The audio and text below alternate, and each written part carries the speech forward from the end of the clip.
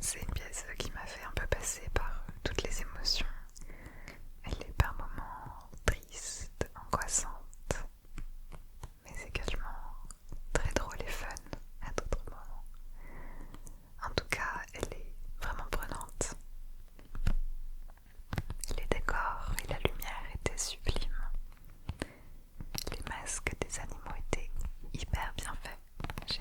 Au premier rang, on voyait de près, c'était vraiment incroyable. Donc j'ai vraiment adoré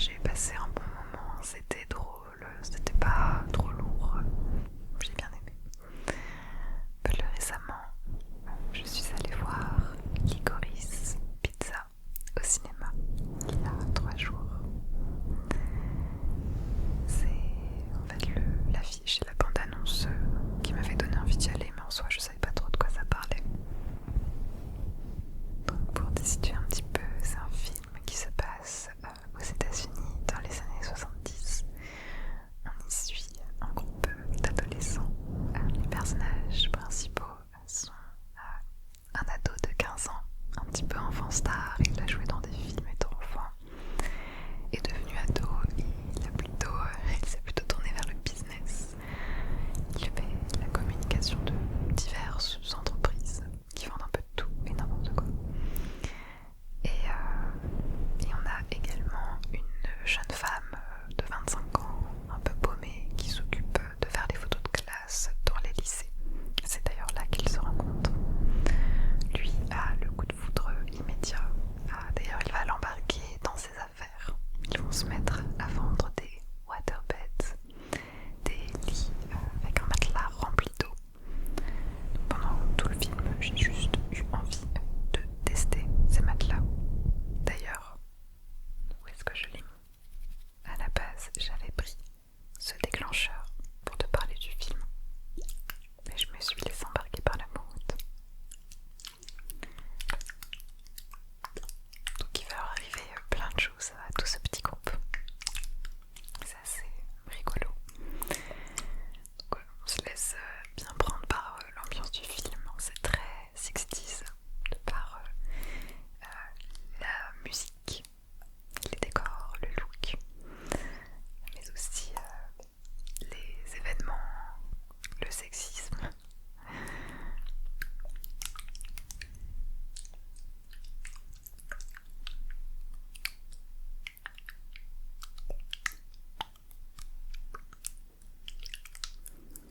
C'est un film qui m'a plutôt plu. J'ai passé un bon moment devant. Je me suis bien laissé prendre à toutes ces petites aventures. C'était assez feel good. J'aurais 2-3 petits reproches néanmoins à lui faire. Le premier étant la différence d'âge entre les personnages, parce qu'on parle quand même d'une histoire d'amour entre un ado de 15 ans et une femme de 25. Donc ça m'a un petit peu dérangée. Et c'est vrai que le film est un petit peu long sur la fin. Mais globalement, j'ai quand même passé un bon moment devant. C'était sympa à regarder. Est-ce qu'on garde ce déclencheur pour le prochain film? Ouais. Allez. Alors, un gros coup de cœur. J'ai été le voir au cinéma récemment aussi.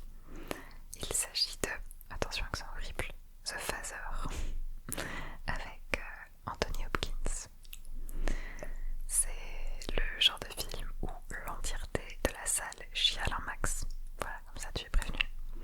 Je vais te lire le synopsis pour que tu saches de quoi ça parle. The Father raconte la trajectoire intérieure d'un homme de 81 ans, Anthony, dont la réalité se brise peu à peu sous nos yeux. Mais c'est aussi l'histoire d'Anne, sa fille, qui tente de l'accompagner dans un labyrinthe de questions sans réponse. Alors, que vous dire de plus que c'était magnifique, c'était hyper touchant, c'était hyper triste aussi bien sûr, mais juste super beau. C'est donc, sans vous en dire trop, un film très immersif et qui nous met à la place d'une personne atteinte de l'Alzheimer, mais également à la place de sa famille, de son entourage, pour qui ça doit être très dur aussi. Je trouve que le sujet a été magnifiquement bien traité, c'était excellent. Je vous conseille vraiment d'aller le voir. Par contre, c'est vrai que si vous avez un proche qui est touché par la maladie, ça risque d'être un peu dur à regarder, donc il faut le prendre en considération. Mais sinon, vraiment, grosse recommandation. Allez, on va changer de déclencheur pour le dernier film dont je vais te parler, qui est un immense coup de cœur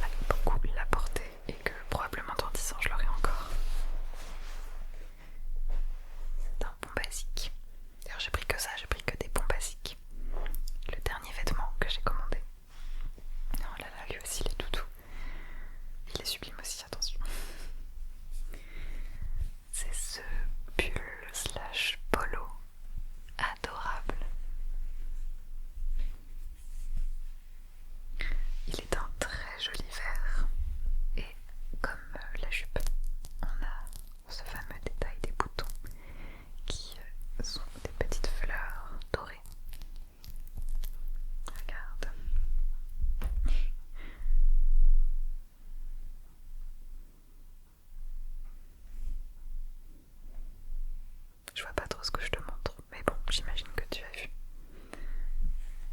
Donc c'est pareil, c'est 100% laine, c'est de la belle matière, hyper doux, hyper beau, avec le col très bien taillé, je l'adore. C'était pour égayer un petit peu l'hiver parce que j'aime pas l'hiver. Donc voilà, au moins j'ai des jolis pulls maintenant. Et j'ai deux autres objets en vrac à te montrer.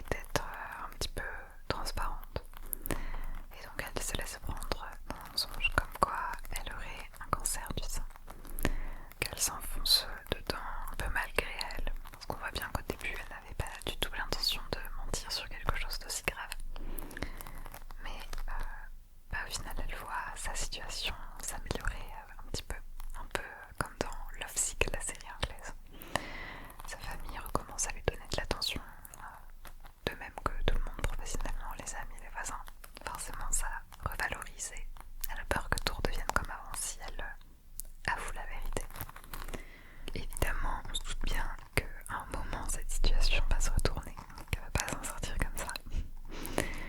C'est une série qui aborde énormément de sujets.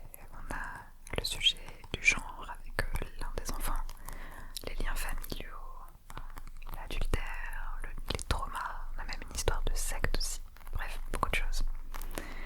Et alors, mon avis est un peu ambivalent, je vais t'expliquer. Je trouve que c'est une très bonne série française, même une très bonne série tout court. L'histoire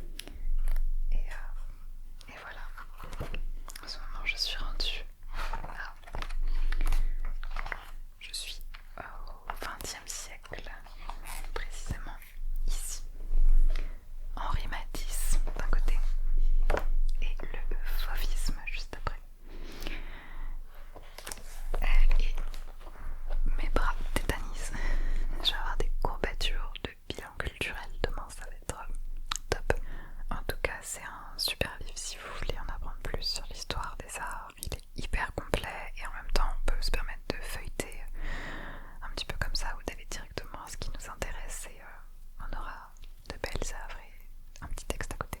Donc super.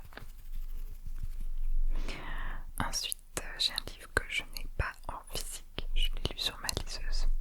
Il s'agit d'un livre de Georges Perec qui s'appelle Les choses, qui date de 1965 et qui traite de la société de consommation et des années 60.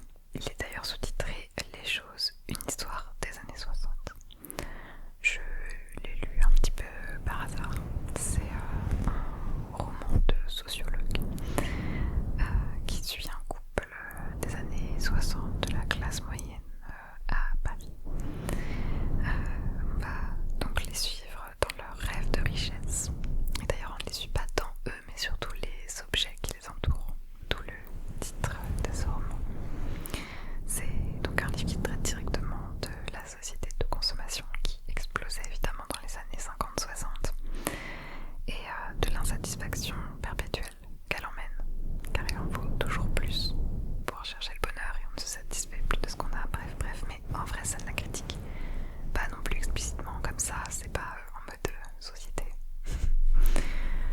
C'est un peu un roman descriptif, on rentre pas vraiment dans les choses profondes, on ne sait pas grand chose des personnages en eux-mêmes, mais on en sait beaucoup de leur environnement. Une fois de plus, beaucoup d'objets, beaucoup de descriptions. Donc on suit ce couple dont au final on ne sait pas grand chose de l'extérieur. On les observe à la recherche d'un bonheur qu'au final ils ne peuvent pas vraiment atteindre du fait de leur mentalité et du monde dans lequel ils évoluent. Donc c'est assez particulier. Moi c'est une lecture que j'ai bien aimée.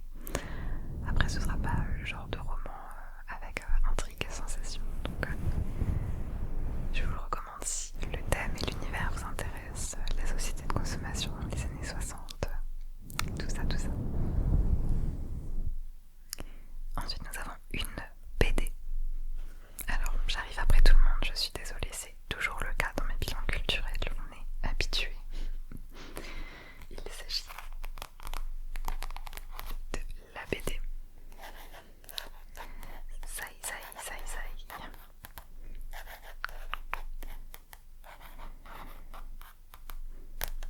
de Fab Caro.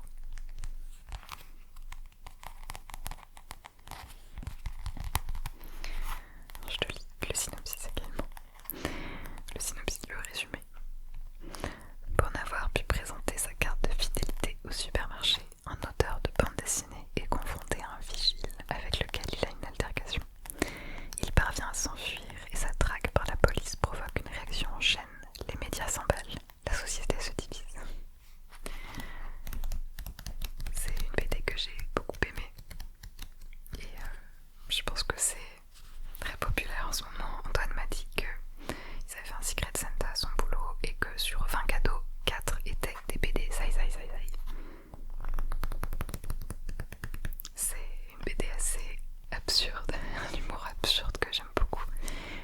C'est presque une satire en fait parce que on part d'une situation complètement grotesque, on oublie de carte de visite dans un supermarché qui prend une ampleur incroyable, mais ça fait beaucoup écho à certains mécanismes de société, notamment liés aux médias. Voilà, ça se lit super bien, les illustrations ressemblent un petit peu à ça, je te montre. Sans trop spoil, ça se lit tout seul, je l'ai lu en une traite dans le train et voilà, c'était vraiment rigolo. Ce qui nous emmène à notre dernier livre et dernier objet culturel de cette vidéo Faves d'hiver. Et oui, la légende dit qu'elle a une fin. Il s'agit